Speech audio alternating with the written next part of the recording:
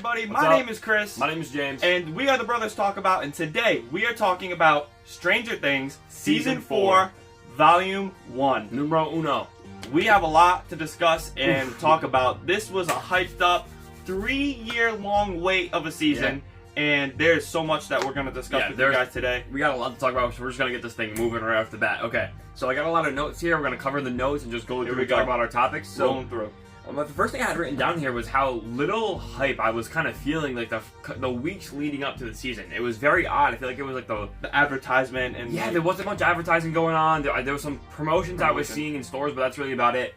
And I wasn't feeling much excitement from people that in my friend groups and movie groups I follow, or even anyone online. Really, it was very low, prolonged. And then, boom! Like that week before the thing dropped, the anticipation was slowly building, and then bang! The day that thing released that Friday, it all just hit. Everybody was talking about it. As soon as we heard that intro for Stranger Things, man, boom! You know it. You just got teleported right back into Hawkins. It was so much fun. You just felt the excitement of being back with the crew and all the different characters that we all love and enjoy to be around and this adventure we love to tag along with. So it was crazy. Now, I just got a bunch of different points here. We're just going to start going through them. So the first thing you really notice right off the bat is the production value of the season. Totally. It is insane. The reportedly $30 million budgets per episode, that's insane. It's more than a lot of TV shows that you're watching nowadays. And I'm happy they did it, though, because the show is like one of the biggest, Netflix's biggest shows. It totally is. It's insane. So you notice it from things like the set locations, the directing, the episode length, and the sheer amount of background extras is insane. What do you think about all that? It really made you feel like you were watching a real environment, almost like just all the storylines, all the characters, everything was just amped up. They branched out, which some people were happy about. Some people were sad that they didn't have them all together. I personally like the separate storylines and the production value for all the sets and the backdrops and the way that they gave us 7 episodes and they were all longer, almost movie length episodes. Insane. It was just crazy. Yeah. I totally enjoyed it. Yeah, the background extras, like you mentioned, it really made the world feel expansive. I know we talked about Obi-Wan recently and how sometimes the lack of environments so small scale, it makes the thing feel smaller and the world feel small, but it just feels so real. So that was a huge highlight. And not only are there a lot of background actors, but all the new characters they introduced. There's a lot of new characters this season. Some were hit or miss, but most of them I pretty much enjoyed. Yeah, not everyone was the best, but there was a lot of new characters that I did enjoy, and we can cover those later on. Yeah. But as the new characters join the show, we have our returning characters that we all love joining back into the crew. But since the last season ended with everybody kind of separating and going their own ways, and including people like Hopper being the mystery of where he was, this plot goes into almost four storylines. What do you think about all these different 4 stories? Oh, I just think it's crazy that, like I said, 2019 was the last time we got to see Season 3, and there was that tease at the end that they had, like, the American was locked in Russia, and then they gave you a couple I don't even know if it was a couple months to a year later, we had that one trailer for the teaser that shows Hopper in Russia. So that really got things hyped up. So it was scattered throughout with a little bit of teases of like the clock and the music. They would release little tiny things. Very tiny. Had no idea what anything was going to be about.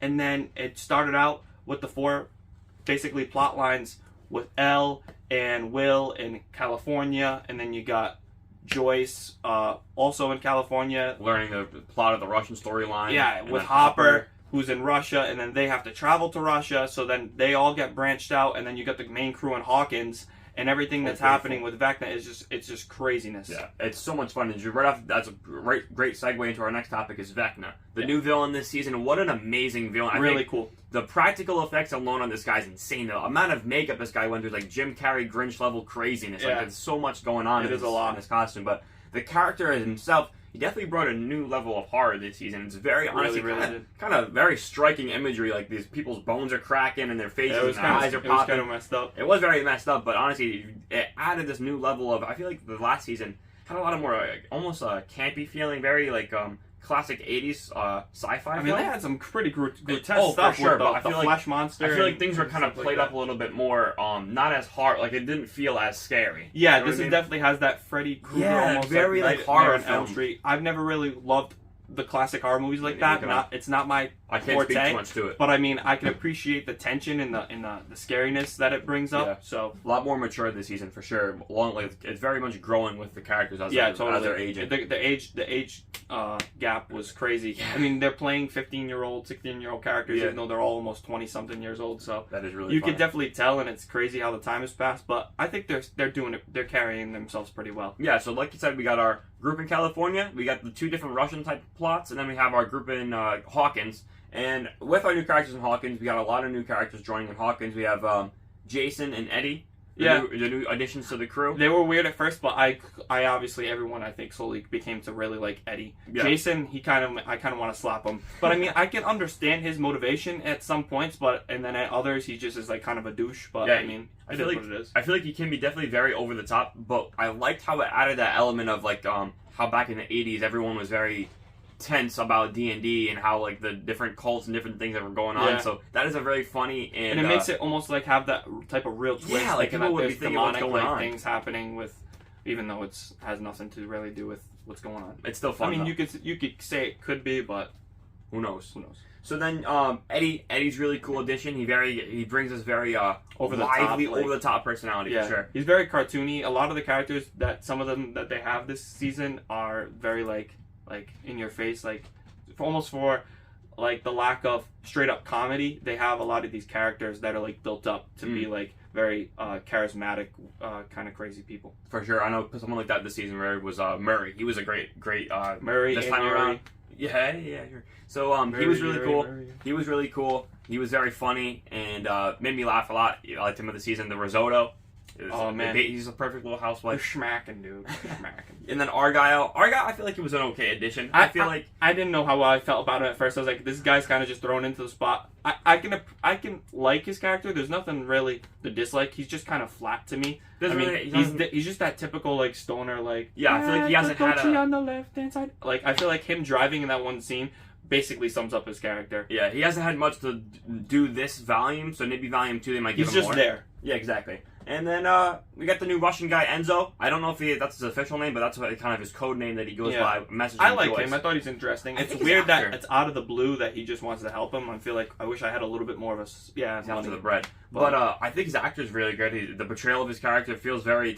It gets a great dynamic acting across from Jim Hopper. Yeah, he's really cool, and Jim this season is great. The acting this season by David Harbour is different, really good. I know it's his character is like dialed really differently. Like he's just all in his head, trying to just escape, trying to figure out. He's conflicted because he's bringing other people into his mess by trying to get himself out of the situation he's in. It's a lot. It's an emotional journey that you go on with him as you figure out what his character progression is in the story. Then quickly touching upon the California crew. There's not much going on too much with them. I mean, the first few episodes really touch on, and it kind of drags out with Elle's bullying subplot, which isn't one I was the biggest fan of, but we can touch more upon that on our more critiquing area of the review. And I think we can kind of wrap up this portion talking about the Hawkins crew. What was your ideas and thoughts on where people in Hawkins are at right now? I mean, the Hawkins plot is definitely my favorite thing so far. I mean, I got Steve and Dustin back at it again. Great duo. It's always great. You got a lot more with Max this season. She's kind of like the highlight of the season so far for me. Then Lucas, he's off kind of doing his own thing and slowly gets involved back again with the core group. And then you got Robin, Nancy, and a couple other random side characters. But it's pretty solid. And the mystery and the stuff that they're discovering slowly along the episodes as they're following, it just builds up. I think really, like you said, the first couple episodes kind of drag a little bit, and we'll kind of touch into a little bit more of the critiques in a little bit. But as soon as that episode 4 hits, man, and it keeps going all the way to 7. Episode 4 went absolutely crazy. The Hawkins Crew is really giving me very Scooby-Doo vibes this season. Very close gang going together, solving these mysteries, and the way that these mysteries unravel is absolutely crazy. So like we mentioned, a lot of the points up to this point, the first few episodes 1, 2, and 3, kind of are just the introductory episodes, getting us used to these characters again, getting us back into the storylines, and kind of updating us with their life. And right around episode 4 is really where things go down. Dear Billy. There's a lot of things that go down this episode. I'm gonna list off the first one. You give me your thoughts on it, and we'll go down the list. So, kind of like one of the biggest ones is the California crew really starts to move. Like, that's where things really start to, like, how little story they kind of got so far, this is probably their best episode. It's where it picks up. Crap went down. We haven't had a scene like that in Stranger Things, specifically when they order the pizza, they think it's the pizza man, boom, boom, boom, pop, shots go off. So, as soon as that shot, like, it was such a drastic turn, dude. It was so surprising. We were watching that, we're like, whoa, we're on the edge of our seats. Yeah. We're, like, not expecting it was that. So and good. the way it was filmed, too, was really cool. And it just, you felt the intensity of the scene. It came out of nowhere. It's freaking crazy. They're on the run. And that definitely was like gaslighting them to get going. That was crazy. I watched a little bit of behind the scenes. I heard that it looked like that was like 13 takes. It was because I saw some behind the scenes too. It was one continuous shot. That was so well the way it was beautifully shot. I can go on more about it, but there's no real need. Obviously, fun. You've all seen it. Scene. We love that scene. Then another big one is this is basically when Hopper's escape episode. This is where he kind of gets himself free, and after talking with Enzo, the plan goes down, and then figure out that the plan kind of soils and doesn't really go to plan. So what do you think of that? I liked the tension. It was, like I said, a lot going down here. So you got him breaking his ankle again, which was so painful to keep watching. It was, that was cringe-inducing. And his friend, like, slowly, it's every time you go like, oh crap, things aren't going according to plan. Like, this guy's coming in, wondering what he's doing, and then he has a fist fight with them. The gun goes off. He explodes the thing. That scene was really good. That was a good scene. It was cool. And then you only later on find out he escaped just to get brought back, so it was a bunch of crap. But that was a good chase scene. It was cool. Yeah. Then I think the biggest part about that one was, like you said, that the tension that was in that scene of like, is he gonna get caught? Is he gonna get out? Is he really gonna make it? That was really cool. That's really all I got to add. And he's doing all this with his foot. I can't even imagine. I stubbed my toe today in my ankle, and I'm crying. This guy has basically like bone popping out, and I'm running around shoeless too. And then I think this is really the biggest part of the episode. This is the point where this is the thing that everybody was talking about, everybody was interested in, and then got the song that played during the moment trending literally everywhere. Everywhere you turned, you could not go anywhere without hearing the song. Yeah. Max's scene, her big moment, escaping Vecna's grasp, finally figuring out how to free themselves from this curse, Vecna's curse. It was a big part, and it was cool and very interesting to watch, and I liked it. You know what? The one thing I can't stand though is how they have the thumbnail of the series with her already floating, so I wish they didn't spoil that. And it was in the trailer, yeah. Which I tried avoiding that, but I mean, after this came out, she's like, everybody that has TikTok or YouTube or anything, obviously got to see spoiled because it blew up. I think this is really going to skyrocket Sadie Sink's career into another level. Like, this is like, I feel like she's going to get her own show out of that. Maybe. I don't know. Just because of how popular that was. But she acted pretty well. Before that it was kind of a detective trying to figure out mystery plot a little bit with Nancy and Robin, Victor Creel, and the guy from Nightmare on Elm Street. He did a good job. Robert Engle. That sounds about right. He was creepy. He stole that performance. He did a great job. And when he's telling the story, it was very intriguing. Yeah, it was like I liked learning about that with the music and everything. He's like, yeah, that was creepy. That plot, trying to find them to escape, that Robin's really big spiel trying to convince the guy, that was really cool. I like that a lot. It reminded me of like moments that she did in season 3 where she goes on like a tangent so she's a cool character. She comes in clutch. Yeah, I like her. And that's really like kind of like the biggest moments in this episode. Again, that's probably where the show really took its turn into being like great. Like it went from okay, I'm getting used to this to bang right into there. So after all that stuff's going down, one plot point that we kind of glossed over, but before the big shootout scene, that's kind of where Eleven's story really takes its turn, and she ends up getting taken by the police and by the government basically because of the way she attacked. Yeah. What's her name again? Angela. Yeah, something like that. So she attacks Angela. She gets taken. It's mad annoying. She gets taken, and that's kind of where her plot really changes from moving from this bullying storyline to now becoming a superhero. Yeah, a quest to get her powers back, and that's one segment that we can really. That's about. All I care about. That's the part we can talk about more coming up in a second. But basically, that about wraps up for the episode 4 stuff for the most part. But I think that as you break down into all these plots, we have a lot of different storylines going on right now. Some of them really shine, especially in the volume 1. I don't know how everything's going to work out in volume 2, but as of right now, where we're sitting, some of the storylines really don't feel as developed and maybe aren't as interesting to follow, in my opinion. So, like I mentioned, I think the most intriguing one is definitely the Hawkins Crew. I think they have their most intriguing plot. They're the kind of very core of the show and really what's pulling the series along in the season. And so running down kind of the list, Murray and Joyce are on their own little adventure going to Alaska to meet Yuri, to try to then rescue Hopper. That whole plot, I feel like there's moments in it that were entertaining and enjoyable, but I feel like in the broader scope, kind of feel like I wanted to move along. As soon as those scenes kind of came up, I'm like, okay, let's kind of move. I want to see what other people are doing. I wasn't really super interested in what they were doing until they really got to Russia.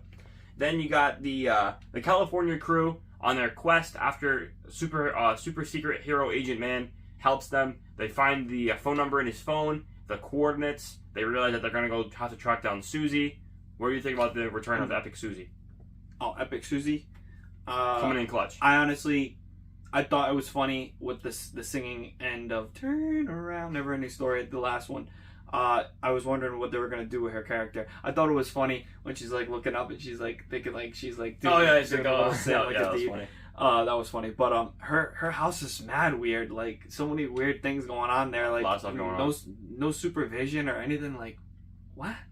And like I don't know. It was cool. I feel like she adds like it's like just plot development. Like a very specific plot piece needed to give into the crew to help them do something. Like she kind of didn't serve much of a purpose just to cater the plot.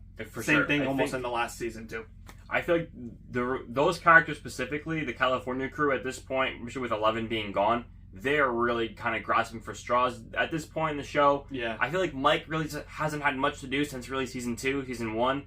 Since then, he's really just kind of fallen by the wayside. His character this season's been pretty weak, along with Will. Like I think they're the two weakest. I think Jonathan's really hasn't done much in season 1, season 2 maybe, and then other than that, he hasn't been doing much recently. And then Will, like you said, I feel like Will really highlighted in season 2, but since then, he's just been kind of along for the ride. I don't know what his deal is, what he's trying to communicate and do with Mike. I have suspicions and theories, but I don't know. You got a magical painting. Maybe he's been watching some Bob Ross. Maybe we're all just overlooking all this stuff. Maybe there's a happy little Demogorgon on the side. Happy little Demogorgon with some trees.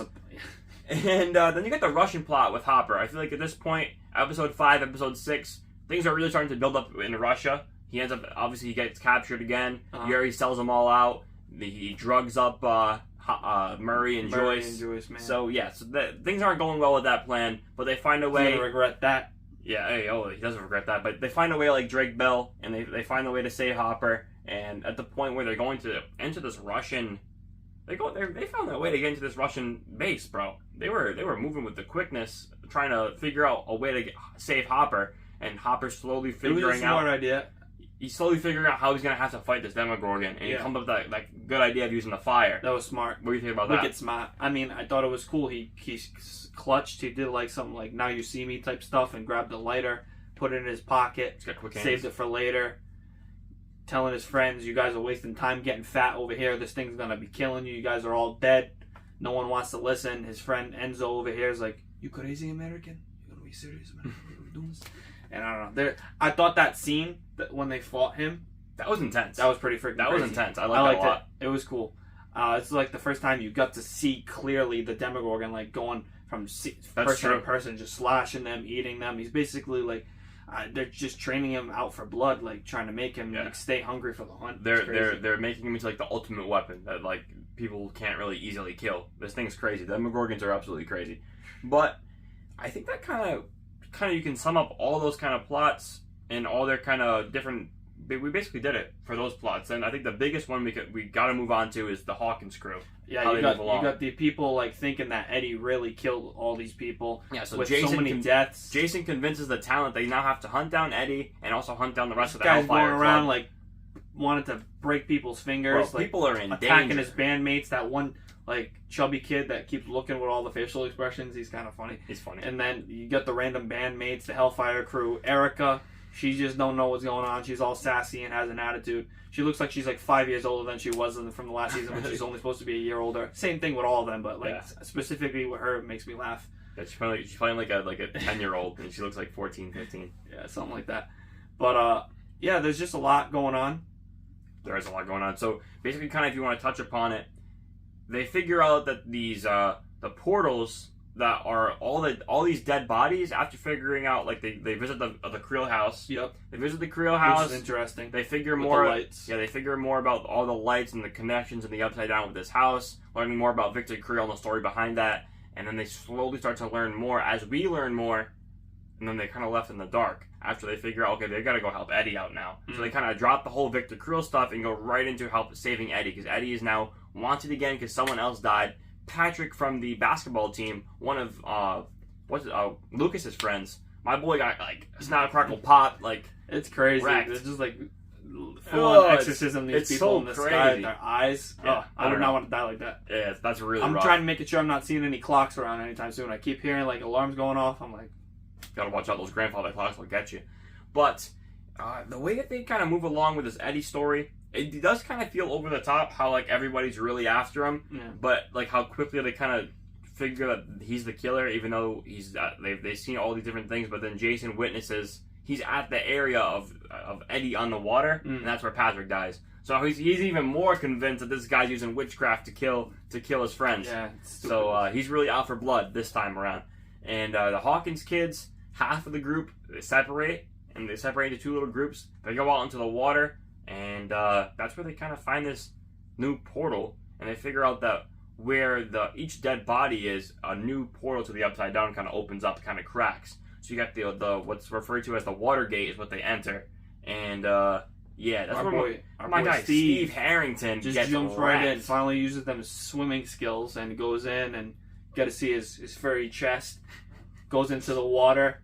Everyone follows him. Eddie's like the last one, reluctant. He's like, I'm not staying here. Yeet! Goes into the water. My guy Steve got dragged and spanked around. Yeah. Bro. He was getting wrecked. And then when the bats came, those are kind of scary. That bro. episode when it ended with him like getting bats, I was like, oh, that looks painful. It was giving me some Bob Newby flashbacks. Like, you can't do my guy Steve I like thought that. this was it. I'm like, oh, it can't be. I hope it's not. I swear, if they end up doing that, man. Oh. We can talk about that more in a few minutes. But yeah, just to really just move through the rest of that episode, it really just kind of ends with them trying to figure out how they're going to get back now. Because after they all went after to help Steve, again, half the crew's with Steve, half the crew is now taken in by the police under questioning. They're kind of all in captivity, kind of being watched over because there's kind of also suspects along with Eddie, because they're all part of the Hellfire Club, so they'll all have to be kept safe, and the cops kind of really keep them under house arrest. So they find a way to escape after communicating with the guys for the light bright. What do you think about that? That was kind of cool. Yeah, that was more of like the earlier seasons with Will and the lights, and it's making more sense and how they're able to connect and like draw pictures and stuff and communicate. And there's a lot of creepy stuff going on with the house. It's interesting to see what's going to happen, because that's basically Vecna's lair. So with the spiders and the web that he's connected to, and like I wonder like what controls when he's awake, who he goes after, if he's going to keep pursuing Max, because like he was pursuing Max all those episodes, and then he almost drops it for like a little while and then moves on to the other people, and then they're slowly discovering more and more about him, which then leads to episode 7. And a lot of crap was going on inside the Upside Down. You got to see more of the world and all of Hawkins overtaken, and they realize that the Upside Down is stuck at a particular time period. The point when Will got captured. The point where Will got captured. Because Nancy finds that out by going back to her house and the journal and all these other stuff, which is kind of interesting. And it's kind of makes sense, but I'm sure they'll further explain that as we go on. We're just learning more about the Upside Down now. But since the water gate was blocked off and they can't really get back over there, they decide to go back to Eddie's trailer house, and after communicating with them, after communicating with the Dustin and the crew, the people, Nancy, Robin, and all the guys meet each other up, and they end up seeing each other from two different points of view.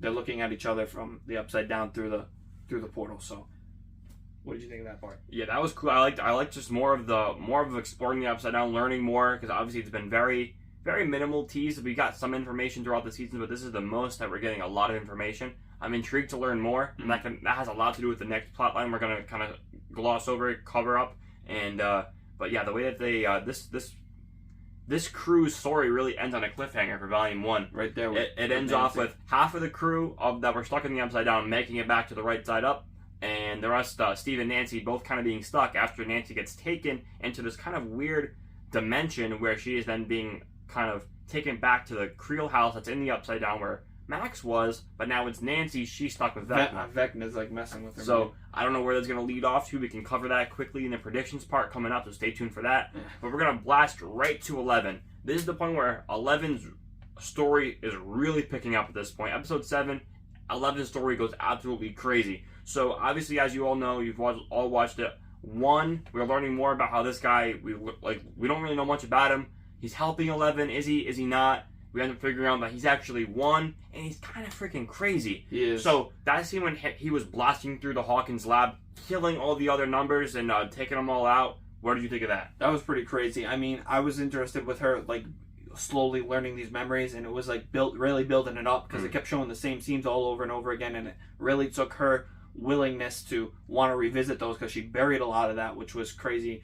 So her finding out again, like, what actually went down, and this guy, I knew there was something off about him. Yeah. And as the episodes continued to grow further and further, it started to make sense. But like, it was like, I don't know. They really went full psycho with the guy, and I mean, I guess that's what happens when we don't really know a lot about his time period from when he was a kid to the point that we've seen him in that like rainbow room. But he was definitely like a trapped animal, and once she took that thing out, it revealed his true colors, and that was freaking ballistic. That was crazy. It was definitely like a prohibitor chip, something to that effect, where it was really dampening his powers. But he was going off, bro. He was freaking out, and once 11 finds that out, she's like, yikes! Like, and then he's like, he kind of is like, all right, if you're not with me, you're my enemy, Anakin style. He's got to go take her out. She's like flying all around, getting destroyed, and we realized how powerful 11 truly is at such a young age. Yeah, she was like, must have been like 5 around that point. With the deep fakes. Crazy. It looked a little wonky, but like it did its job. It did its job. So 11 then throws him into the crack, and we see that's basically the first time that this whole kind of crack into the Upside Down gets introduced, which is freaking crazy. That whole flashback, the exposition dump, was just insane with the amount of stuff that they were like telling us. Because that was going alongside the part where Nancy, when she was in the Upside Down with Vecna, she was learning all of it. She was learning. We all learned with all the characters on how Victor Creel's son actually was the one that brought the curse to him. It wasn't the house that was cursed. How did that even start happening? That was crazy. So why is he so messed up? What does he have against his parents? What were they cooking for him that he got so angry? He's number 1. And he's got a. What the heck's up with Dr. Brenner with him? Like the relationship, so much. How is he even still around? I want to learn a lot more. So much freaking crazy. How is Dr. Brenner still around? They're like rushing all this stuff. No point intended. But like she 11 in the freaking back the tank, like getting all the memories back. Then she gets angry, has the power surges. She wants to escape again. She's like on and off. Yeah. And then Papa's like, "Come on, we're in this together.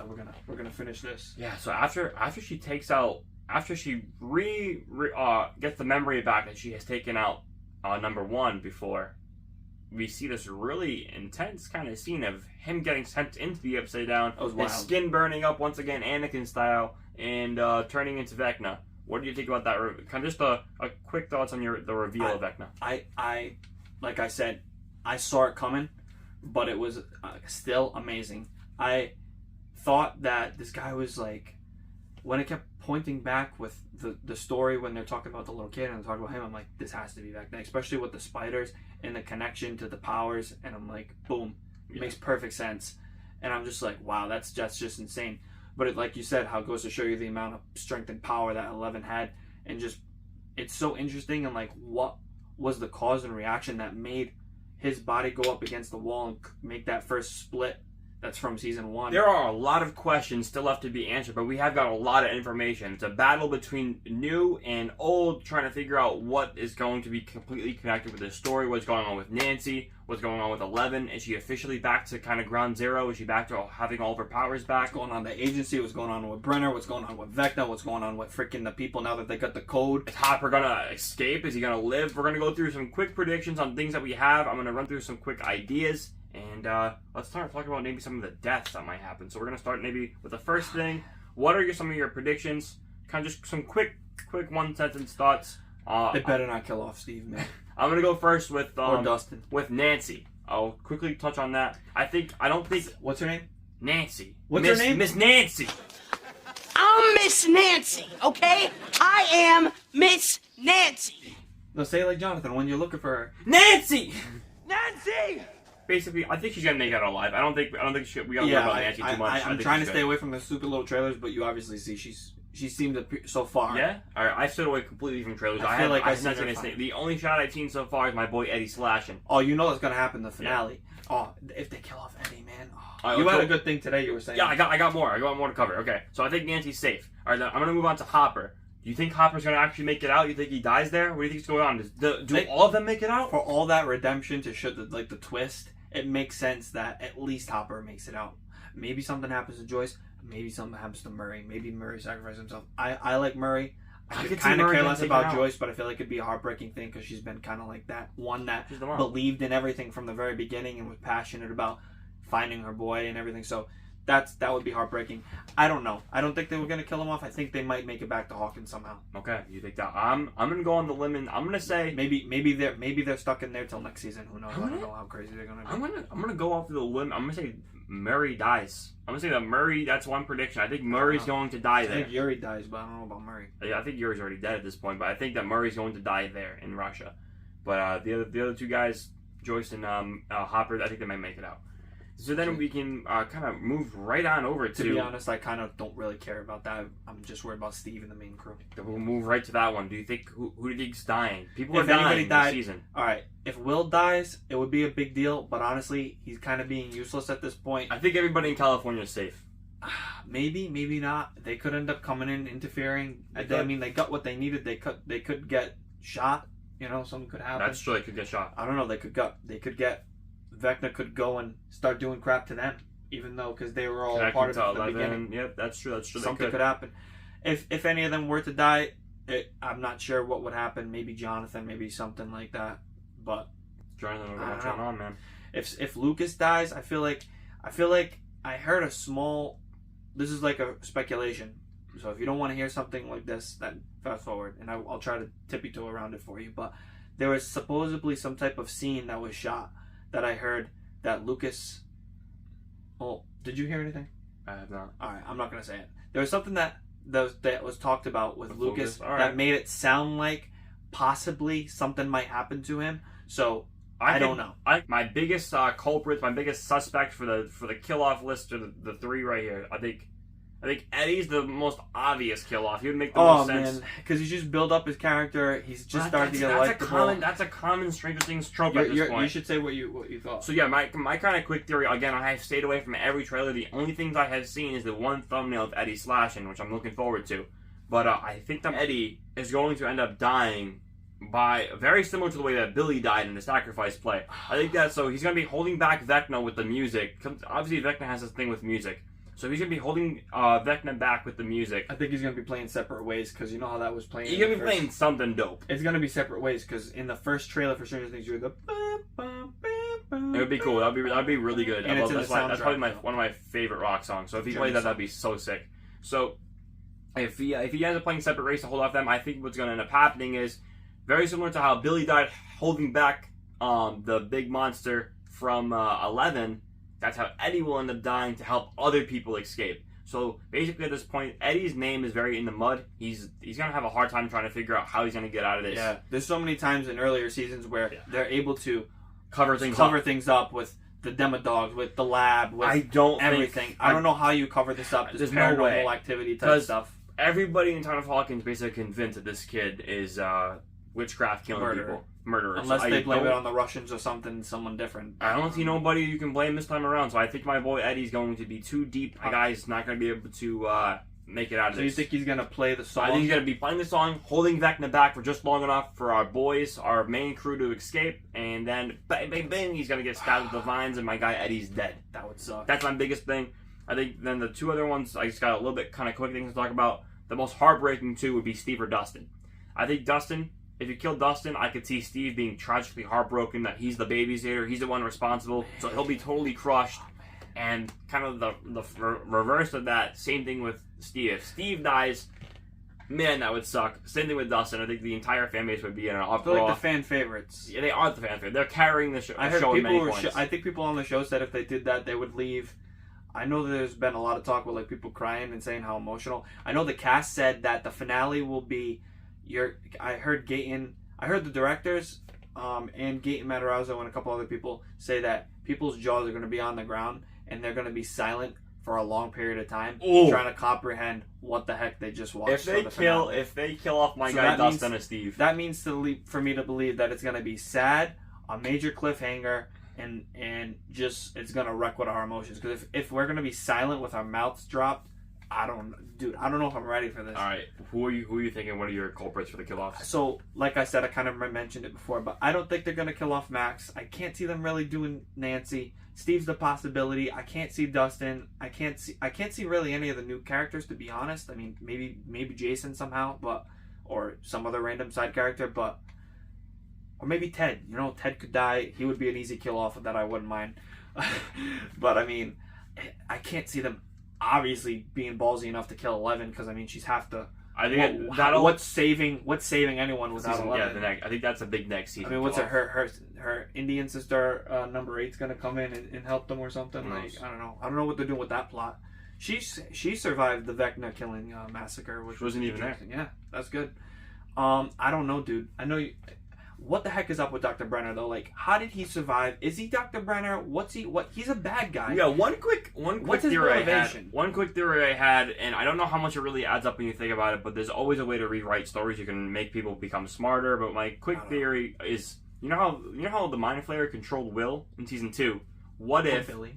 That's true. We saw that Brenner got attacked. He basically, my guy got mauled, and we all thought he was dead. How did he return? What if the Mind Flayer used Brenner, used his body, somehow got his memories? I know that was a thing. I don't believe he was able to use Will's memories. But what if he learned more, he got Brenner's memories, and for some reason, the Mind Flayer needs 11 to get her powers back. Because really, why? I think that's a little bit of a stretch, but I mean... It is a stretch, but that's kind of the whole point of a random theory. I again, trying to stay away from stuff. I heard there might be a scene where Millie Bobby Brown 11 goes, and you remember how she went and saw Billy's memories and for a scene and tried to help him and like connect with Billy. I guess there's a scene where she either goes inside of Max or somebody else's memories and sees something, and I guess it has like a big, I guess her obviously getting her powers back and going into different stuff is going to play a big role with. Wow. So you're really trying to stay away from spoilers, aren't you? Yeah.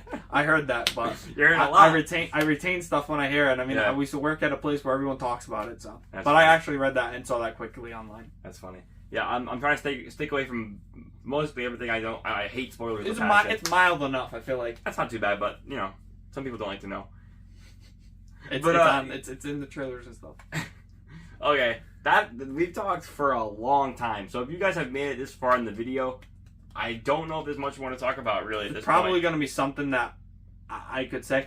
Like I would say, for when I tell people about the season, that I'm enjoying it so far. I think it's really good. I definitely recommend they're watching it. Some people like, they kind of went weird with season 3, and I don't know how I felt about it. Like I had a buddy who didn't like season 3, which I thought he's nuts. It's one of my favorite seasons. It's probably the best one. I like the comedy, the action, so much of the build up. I thought it was just intense. This one also is, but the fact that they're all split up adds a layer of, like, for me, I like the different like groups and side quests that they're doing, but nothing will beat when they're all together for me. So I think so far it's moving along really well. It's definitely picked up after episode 4. There's so many more. There's over 3 more hours worth of stuff that we're going to be 4 hours. So much craziness that we're going to be seeing in these last 2 episodes. So I don't know where it stands. We'll probably talk about it more in the next video with where it stands season wise. But so far, I'm giving this, like, first couple episodes, it's a solid maybe 8.5. That's pretty accurate. I'd say pretty about good. 8.5. It's pretty high up there, and I'm looking forward to seeing what the heck they do next. It's not disappointing. It's good storytelling, and there's a lot of it's just magnified. Yeah, everything's magnified. It truly. I think when it's hitting hard. It's hitting home runs. So it's there's very a couple intriguing. Nitpicky weak parts like that we mentioned. Yeah, I feel like we can cover more of that. Picking it up. I think I'll cover more of my nitpicks once we finally get the full story. Yeah. Look forward to our review coming. Hopefully this Saturday we're gonna try to get it out. It's gonna be a lot of cramming, but we're gonna try our best to get this thing out in time for you guys. So return, subscribe, like the video, comment down below all of your thoughts and opinions on the series, and look out for more videos coming soon. Listen to your favorite music. Yes, keep yourself safe out there. Figure out your favorite song. You need it. All right, see you guys next video. Falling chord, I'd make a